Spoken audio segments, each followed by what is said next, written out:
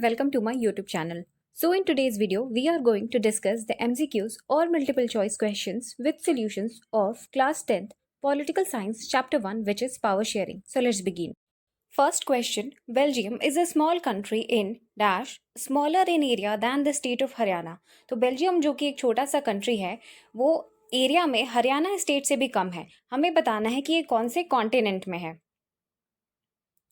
Answer is A Europe. तो Belgium एक small country है यूरोप में. Next question, Belgium has borders with. तो बेल्जियम जो है वो अपने बॉर्डर को कौन से कंट्रीज के साथ शेयर करता है, मतलब कि इसके नेबरिंग कंट्रीज कौन कौन से हैं. Answer is C, France, the Netherlands, Germany and Luxembourg. Next question, out of the total population of Belgium. तो टोटल पॉपुलेशन जो है बेल्जियम का, उसमें से कौन सा स्टेटमेंट इसके बारे में सही है. Answer is C, 59% live in the Flemish region and speak Dutch language. जो 59% लोग हैं बेल्जियम की टोटल पॉपुलेशन में, वो कहाँ रहते हैं, फ्लेमिश रीजन में रहते हैं, और वो लैंग्वेज कौन सी बोलते हैं, डच लैंग्वेज. तो टोटल पॉपुलेशन बेल्जियम का जो कि अ लिटिल बिट मोर है, 1 करोड़ से थोड़ा सा ज़्यादा है, और हाफ है हरियाणा के पॉपुलेशन जितना. तो इसमें 59% लोग जो हैं वो क्या है, फ्लेमिश रीजन में रहते हैं और डच बोलते हैं. और जो 40% लोग हैं वो वेलोनिया रीजन में रहते हैं और वो कौन सा लैंग्वेज बोलते हैं, फ्रेंच बोलते हैं. और बाकी जो 1% लोग हो गए, बच गए, वो जर्मन बोलते हैं. Next question, what is the capital city of Belgium. तो बेल्जियम का कैपिटल सिटी कौन सा है. Answer is D, Brussels. तो अब हम बेल्जियम के बारे में जानते हैं. ये एक स्मॉल कंट्री है यूरोपियन कॉन्टिनेंट में. एरिया में ये हरियाणा से भी छोटा है. इसका पॉपुलेशन जो है वो है अ लिटिल ओवर 1 करोड़, जो कि हरियाणा के हाफ पॉपुलेशन जितना है. कैपिटल सिटी है ब्रसल्स, और ये अपने बॉर्डर शेयर करता है France, Germany, the Netherlands and Luxembourg के साथ. अब हम देखेंगे इसका एथनिक कॉम्पोजिशन क्या है. एथनिक कॉम्पोजिशन मतलब जो डिफरेंट डिफरेंट तरह के कल्चर वाले लोग वहाँ पे रहते हैं. टोटल पॉपुलेशन में इसके जो कि है अबाउट 1 करोड़, तो इसमें 59% लोग जो हैं वो फ्लेमिश रीजन में रहते हैं और डच बोलते हैं. 40% वेलोनिया रीजन में रहते हैं, फ्रेंच बोलते हैं, और बाकी के जो 1% है वो जर्मन लैंग्वेज का यूज़ करते हैं. अब जो कैपिटल सिटी है वहाँ पे ये सिचुएशन अलग है. 80% लोग जो हैं वो क्या है, फ्रेंच बोलते हैं.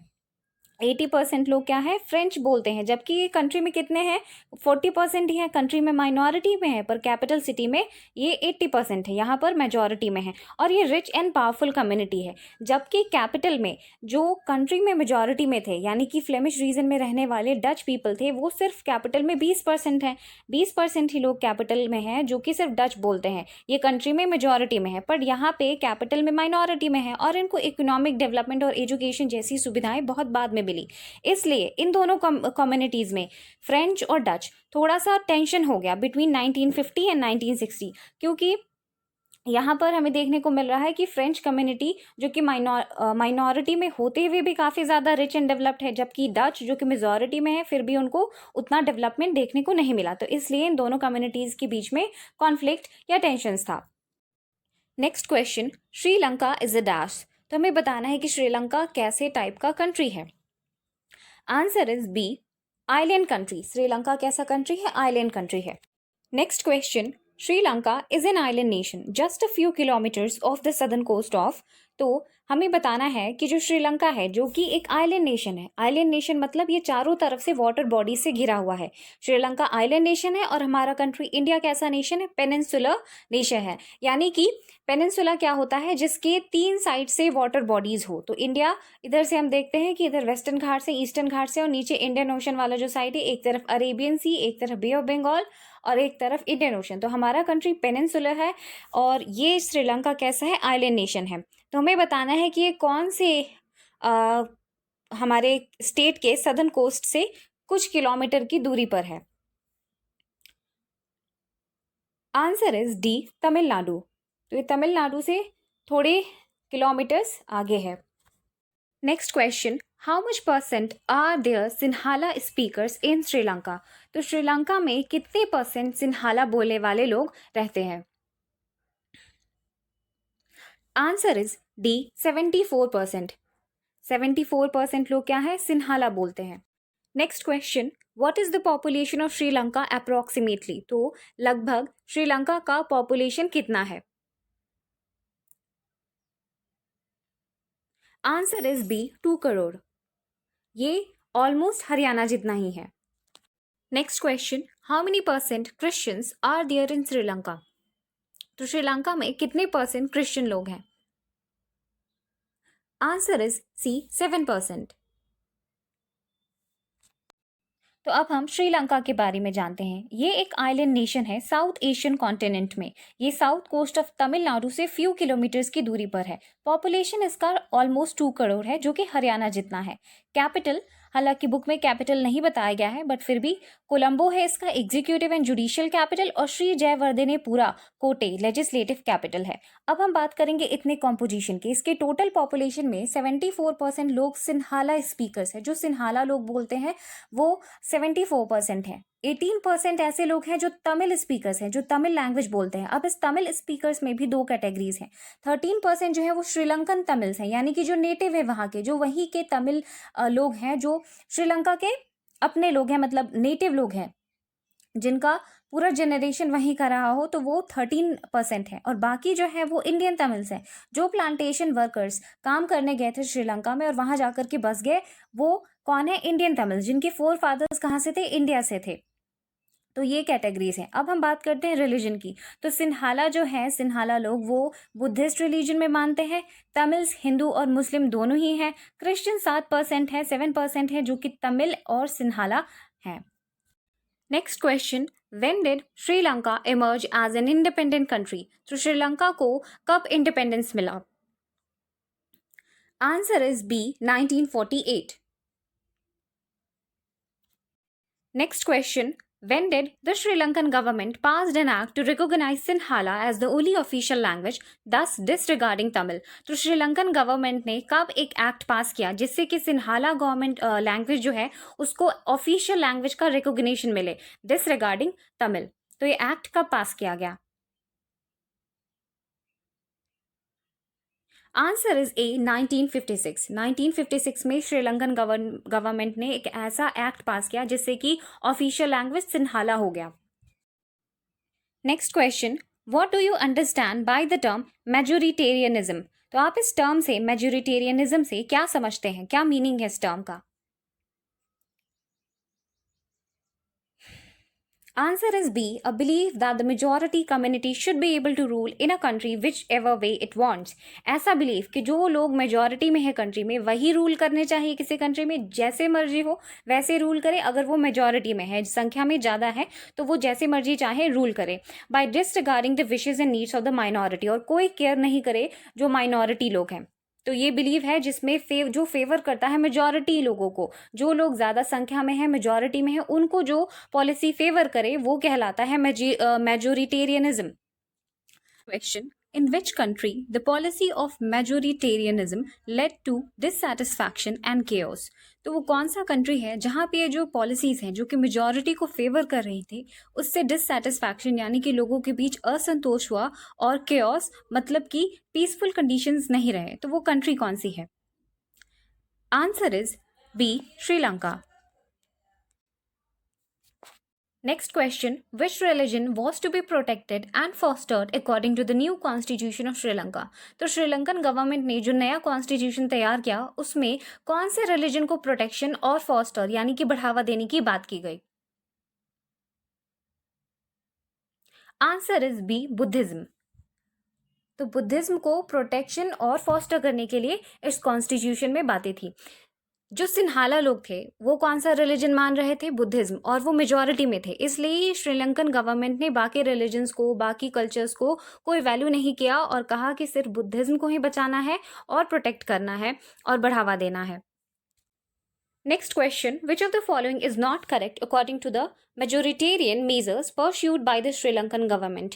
तो इनमें से कौन सा स्टेटमेंट सही नहीं है अबाउट पॉलिसीज ऑफ मेजॉरिटी को फेवर करने के लिए जो पॉलिसीज और जो कदम उठाए गए थे श्रीलंकन गवर्नमेंट के द्वारा? तो इनमें से कौन सा स्टेटमेंट सही नहीं है?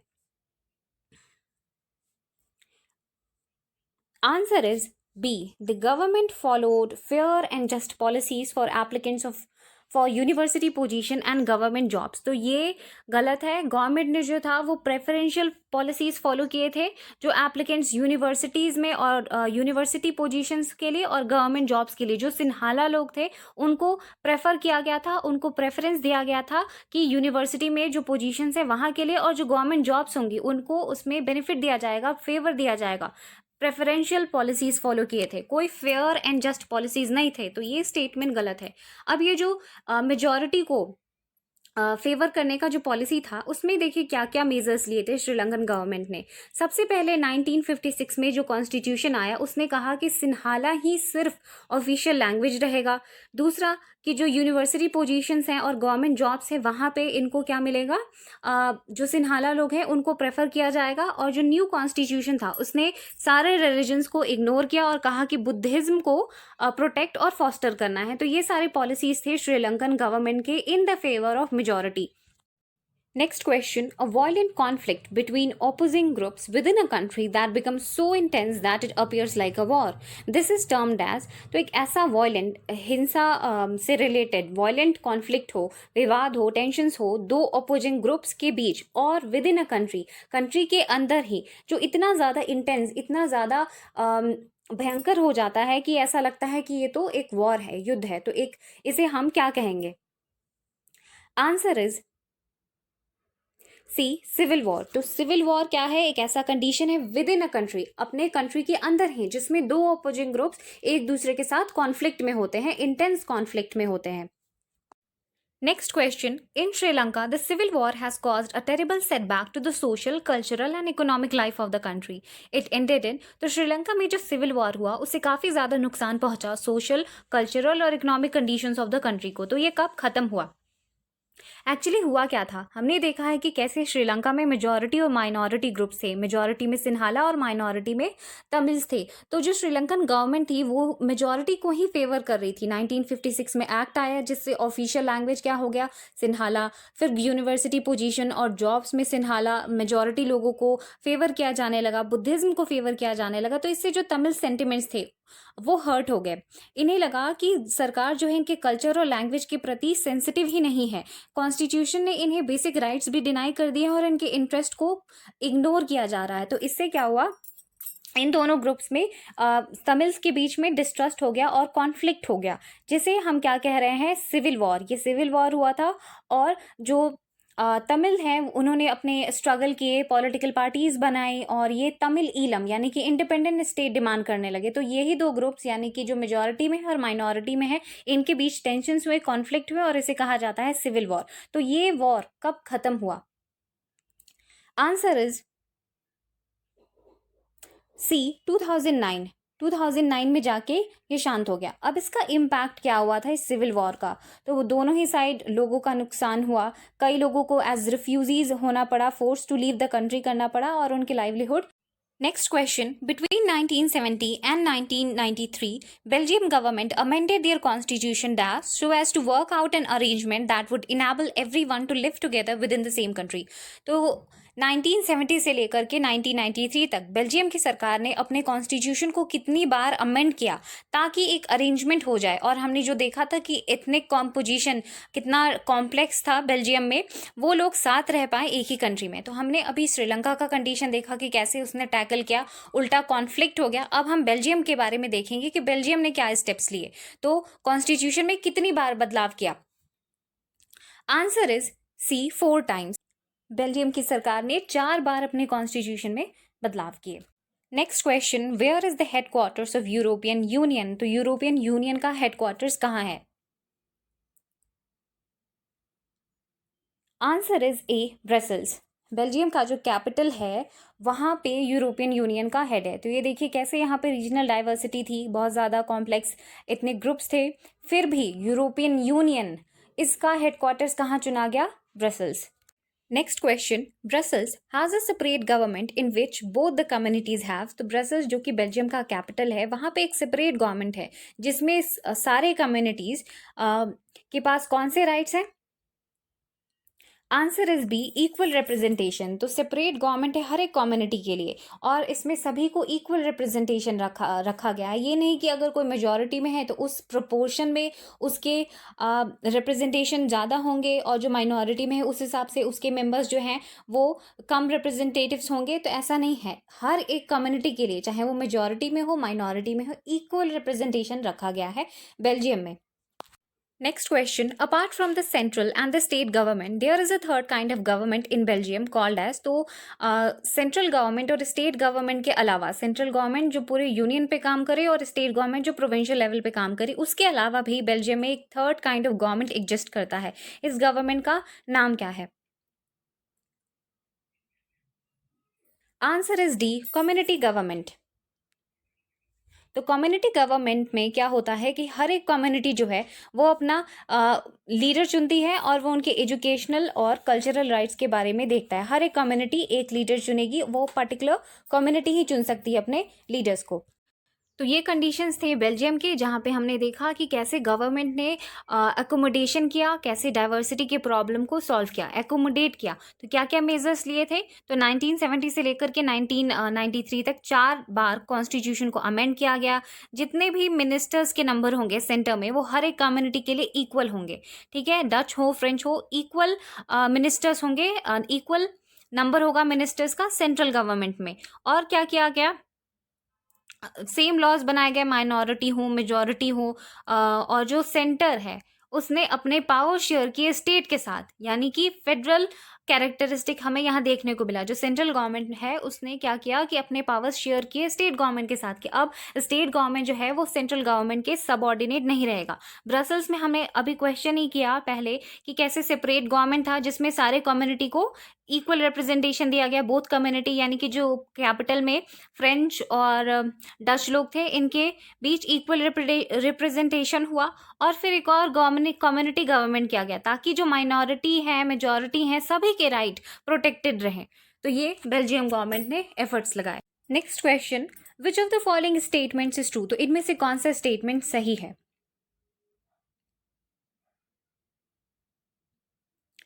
Answer is C, both Belgium and Sri Lanka are democracy. Belgium और श्रीलंका दोनों ही डेमोक्रेसी हैं, लेकिन फ़र्क यहाँ पे क्या आ जाता है हम नेक्स्ट चैप्टर में देखेंगे।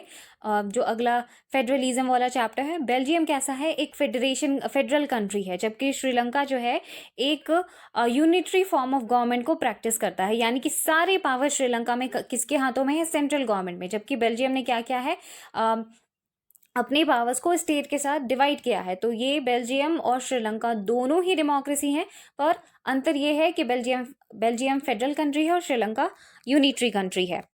Next question, which of the following statements is not a favourable reason for power sharing? तो इसमें से कौन सा स्टेटमेंट पावर शेयरिंग, यानी कि जो पावर शेयर होती है गवर्नमेंट के बीच में, लोगों के बीच में जो पावर शेयरिंग है, पावर को शेयर किया जाना, तो उसके लिए इनमें से कौन सा स्टेटमेंट फेवरेबल स्टेटमेंट नहीं है? Answer is A, it imposes the will of majority community over others. तो ये स्टेटमेंट फेवर नहीं करता है पावर शेयरिंग। पावर शेयर का मतलब ही हुआ कि पावर डिवाइड हो रहा है, शेयर किया जा रहा है, और ये कहना कि ये मेजॉरिटी कम्युनिटी को इम्पोज करेगा दूसरों के ऊपर, तो ये गलत है, ये पावर शेयरिंग नहीं है। पावर शेयरिंग क्या करता है? It helps to reduce the possibility of conflict, किसी विवाद को, टेंशन को, सोशल ग्रुप्स के बीच में ये टेंशन हो, कॉन्फ्लिक्ट हो, इसकी पॉसिबिलिटी को रिड्यूस करता है, क्योंकि पावर शेयर हो रही है, सबको कुछ ना कुछ पावर मिल रहा है। पावर शेयरिंग स्टेबिलिटी बनाए रखती है पॉलिटिकल ऑर्डर की, और साथ ही साथ ये कंट्री के यूनिटी को भी मेंटेन करती है। तो ये फैक्टर्स हैं जो कि फेवर में है पावर शेयरिंग के। Next question, power is shared among different organs of government such as legislature, executive and judiciary. This is known as, जब पावर को शेयर किया जाए गवर्नमेंट के डिफरेंट ऑर्गन्स के बीच में, जैसे कि लेजिस्लेचर जो कानून बनाए, एग्जीक्यूटिव जो कानून को लागू करे, और जुडिशरी जो न्याय करे, तो इनके बीच जब पावर शेयर हो, ये ऑर्गन्स हैं गवर्नमेंट के, तो हम इसे कौन सा डिवीजन कहेंगे? Answer is B, horizontal division या डिस्ट्रीब्यूशन। इसे हम कहते हैं power sharing among different organs of government, या फिर हॉरिजॉन्टल, यानी कि सेम लेवल पे है और डिफरेंट ऑर्गन में शेयर किया जा रहा है सेम लेवल पे, तो horizontal division. Next question, which of the following is a feature related to horizontal division of power sharing? तो इनमें से कौन सा फीचर है जो कि horizontal division of power sharing से रिलेटेड है? Answer is C, system of checks and balances. तो ये जो सिस्टम है ये horizontal division of power sharing से रिलेटेड है। फॉर एग्जाम्पल, हमने देखा कि पावर शेयरिंग हो रही है among different organs of government. कौन कौन? लेजिस्लेचर, एग्जीक्यूटिव और कौन? जुडिशरी। अब देखिए, लेजिस्लेचर अगर कोई बिल लाती है तो और इसे पास कर देती है तो प्रेसिडेंट जो है उस पर कैसे चेक और बैलेंस कर सकता है? वीटो से। प्रेसिडेंट अपना एसेंट ही नहीं देंगे तो ये क्या हो गया? चेक एंड बैलेंस लगा रहे हैं। एग्जीक्यूटिव हो गया प्रेसिडेंट और लेजिस्लेटिव हो गया पार्लियामेंट। पार्लियामेंट कोई बिल लाई और बिल का एसेंट ना देना, प्रेसिडेंट के द्वारा वीटो एक्सरसाइज करना, तो ये क्या हो गया? Example of system of check and balance. उसी तरह से अगर पार्लियामेंट कोई भी लॉ बनाती है और जुडिशरी को पता चलता है कि ये जो है हमारे कॉन्स्टिट्यूशन को कॉन्ट्राडिक्ट कर रहा है, तो ये क्या करती है? जुडिशरी उस लॉ को नल एंड वॉइड क्रिएट कर देती है। उसी तरह से अगर लेजिस्लेटिव अगर पाता है कि प्रेसिडेंट जो है वो कॉन्स्टिट्यूशन मशीनरी के अगेंस्ट काम कर रहा है तो हमारे पास इम्पीचमेंट जैसी भी प्रोसेसेस है जो कि पार्लियामेंट में ले आई जा सकती हैं ऐसे रेजोल्यूशन, और फिर स्पेशल मेजॉरिटी से प्रेसिडेंट हो या सुप्रीम कोर्ट के जज हो, चीफ जस्टिस हो, इनको इम्पीच किया जा सकता है, पोजीशन से हटाया जा सकता है। तो अब आप देख रहे हैं कि कैसे लेजिस्लेटिव, एग्जीक्यूटिव और जुडिशरी पे system of checks and balance लगा रही है। इसका मतलब है कि कोई भी ऑर्गन, लेजिस्लेटिव, एग्जीक्यूटिव या जुडिशरी, कोई किसी पर एब्सोल्यूट पावर एक्सरसाइज नहीं कर सकता। तो यही होता है system of check and balances और power sharing of horizontal division. Next question, in horizontal division power is shared between. तो हॉरिजॉन्टल डिवीजन जो है पावर का, पावर शेयरिंग का, उसमें कौन से ऑर्गन्स के बीच पावर शेयर किया जाता है? Answer is B, legislative, executive and judiciary. Next question, in federal division power is. तो फेडरल डिवीजन जो है पावर शेयरिंग का, उसमें पावर कैसे शेयर होता है? Answer is A, shared between central और यूनियन गवर्नमेंट एंड स्टेट और रीजनल गवर्नमेंट। इसे हम क्या कहते हैं? वर्टिकल डिवीजन या डिस्ट्रीब्यूशन ऑफ पावर भी कहते हैं।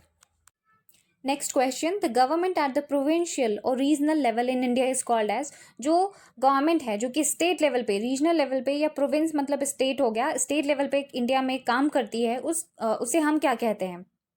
Answer is D, state government. State government कहा जाता है। तो इंडिया में देखिए कैसे पावर शेयरिंग है, 3 टाइप से, सेंटर, यूनियन गवर्नमेंट, फिर स्टेट, स्टेट गवर्नमेंट, और हमारा एक और लोकल बॉडीज हैं, लोकल गवर्नमेंट भी हैं, जैसे कि पंचायती राज हो गया, म्यूनिसपैलिटीज, म्यूनिसिपल कॉरपोरेशंस। ठीक है, तो पंचायती राज के ग्रुप को हम कहते हैं ब्लॉक समिति और ब्लॉक समिति के ग्रुप को कहते हैं जिला परिषद यानी कि डिस्ट्रिक्ट। और इस तरह से इंडिया में 3 टाइप से पावर को शेयर किया जाता है। Next question, which of the following is the basic principle of democracy? तो इनमें से कौन सा डेमोक्रेसी का बेसिक प्रिंसिपल है? Answer is B, people are the source of all political powers. Next question, which of the following statements is correct? तो इनमें से कौन सा स्टेटमेंट सही है? Answer is A, Belgium is a federal country. Belgium क्या है? एक फेडरल कंट्री है। Next question, how many people speak French and Dutch in the capital city of Brussels? तो ये बेल्जियम की कैपिटल सिटी ब्रसल्स में कितने % लोग फ्रेंच और डच बोलते हैं? आंसर इज डी, 20% लोग डच बोलते हैं और 80% लोग फ्रेंच बोलते हैं। Next question, which one of the following is correct regarding power sharing? तो इनमें से कौन सा स्टेटमेंट पावर शेयरिंग के रिगार्डिंग सही है?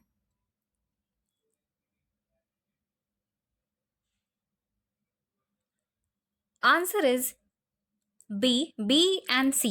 ये जो स्टेटमेंट है ये दोनों, यानी कि it ensures political stability and maintains the unity of the country, ये दोनों स्टेटमेंट सही है, बाकी सारे स्टेटमेंट गलत है।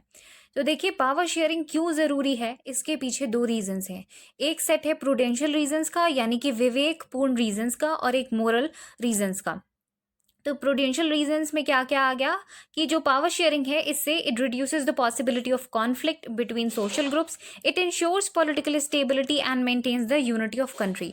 और मोरल रीजंस क्या हो गए कि पावर क्यों शेयर होना चाहिए, तो पावर शेयरिंग जो है डेमोक्रेसी की स्पिरिट है और पीपल का ये राइट है कि वो डेमोक्रेसी में या गवर्नमेंट में पार्टिसिपेट करे। तो ये दो मोरल रीजंस हो गए।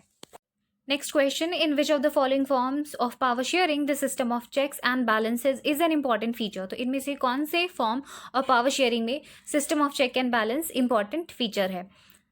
Answer is A, horizontal division. ये हम पहले भी डिस्कस कर चुके हैं। तो पावर शेयरिंग के चार फॉर्म्स है बेसिकली। हॉरिजॉन्टल डिवीजन यानी कि among different organs of government, executive, legislative and judiciary.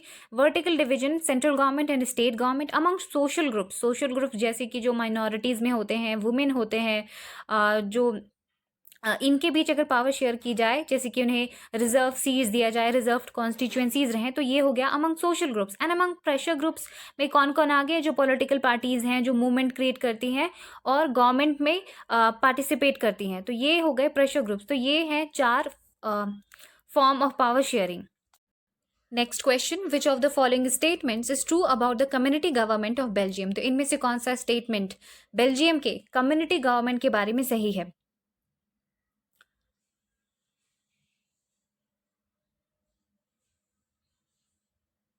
Answer is C, both A and B. दोनों ही statement community government of Belgium के बारे में सही है। पहला तो इसे लोग इलेक्ट करते हैं जो कि एक लैंग्वेज कम्युनिटी को बिलोंग करते हैं। तो डच लोग अपने गवर्नमेंट को इलेक्ट करेंगे, फ्रेंच अपने को, जर्मन अपने को, और इसमें कम्युनिटी गवर्नमेंट होगा। और इससे कोई फर्क नहीं पड़ता कि वो कहाँ रहते हैं, एक मेंबर एक कम्युनिटी के लिए ये गवर्नमेंट चुनी जाती है। और ये जो गवर्नमेंट है इसके पास पावर होता है regarding cultural, educational and language related issues. तो ये कम्युनिटी गवर्नमेंट है जो हर एक कम्युनिटी के कल्चरल और एजुकेशनल राइट्स के बारे में ध्यान देता है। तो यहाँ पे कुछ इंपॉर्टेंट वर्ड्स दिए गए हैं, आप इन्हें ज़रूर याद करें। तो एथनिक क्या होता है? Social division based on shared culture. जो डिफरेंट कल्चर्स के लोग जो रहते हैं वो होते हैं डिफरेंट एथनिक ग्रुप्स। ये सब हम डिस्कस कर चुके हैं। प्रूडेंशियल रीजंस भी डिस्कस कर चुके हैं कि क्या होता है। जो विवेक पे आप केयरफुल कैलकुलेशन की क्या प्रॉफिट होगा, क्या गेन्स होंगे, क्या लॉस होंगे, क्या प्रॉफिट मिलेगा, वैसे कैलकुलेशंस को हम क्या कहते हैं? विवेकपूर्ण, विवेक से लिए गए को प्रूडेंशियल डिसीजंस कहा जाता है।